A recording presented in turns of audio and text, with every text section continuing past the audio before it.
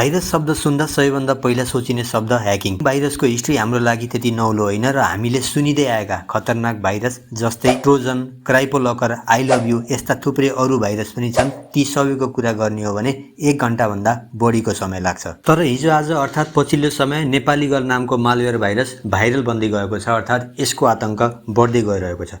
सामाजिक सञ्जाल तथा मेसेजिङ एप मार्फत फैलिएको यो मालवेयरले बैंक खाता रित्ताउने गरेको विभिन्न व्यक्तिको दाबी बनिरहेको छ र हालै प्रहरीले नेपाली गर्ल नामको मलेसियस सफ्ट एप मार्फत विभिन्न व्यक्तिको खाता ह्याक गर्ने गिरोह नै पक्राउ गरेको छ। यो भाइरस कसरी तपाईको डिभाइसमा प्रवेश गर्छ, प्रवेश गरेपछि के गर्छ र यो भाइरस तपाईको मोबाइलमा छ वा छैन, कसरी तपाईले पत्ता लगाउन सक्नुहुन्छ, यसको बारेमा आज सम्पूर्ण जानकारी यस भिडियोमा दिनेछु। सो भिडियोलाई स्किप नगरिकन हेर्नुहोला। ल त साथीहरु सुरु गरौँ। सबैभन्दा पहिला यो भाइरस कसरी तपाईको डिभाइसमा प्रवेश गर्छ। नेपाली गर्ल नामको सामाजिक सञ्जालमा धेरै व्यक्तिहरुबाट तपाईको मेसेन्जरमा लिंक आउँछ र त्यो लिंक तपाईले यदि आफ्नो डिभाइसमा खोल्नुहुन्छ अथवा ओपन गर्नुहुन्छ भने तपाईलाई त्यो स्वयंले डाउनलोड गर्नु पर्दैन। तपाईले त्यो लिंक क्लिक गरिसकेपछि अटोमेटिकली तपाईको मोबाइलमा त्यो एप्स डाउनलोड हुन्छ, एपीके डाउनलोड हुन्छ र त्यो डाउनलोड भइसकेपछि त्यो डाउनलोड एप तपाईको मोबाइलमा देखिदैन।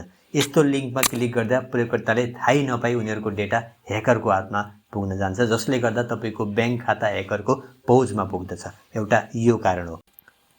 मोबाइलमा प्रवेश गरिसकेपछि यो भाइरसले के गर्छ त?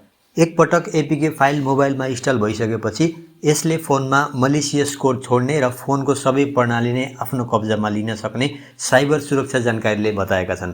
त्यसकारणले गर्दा यदि त्यस्तो खालको लिंक, त्यस्तो खालको चाहिँ तपाईले कोड कति देख्नुहुन्छ आफ्नो मेसेजिङ एपहरुमा भने त्यसलाई तपाईले लिंकमा क्लिक नगर्नु होला।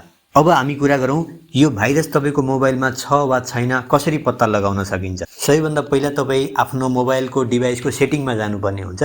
सेटिङमा गइसकेपछि तपाईले सर्च बारमा परमिसन सर्च गर्नु होला। परमिसन सर्च गरिसकेपछि त्यहाँ देखिने permission, all permission, other permission को अप्सनमा क्लिक गर्नुहोस्। क्लिक गरिसकेपछि अब तपाईले एक्सेसिबिलिटीको अप्सन मा तपाई जानुपर्ने हुन्छ।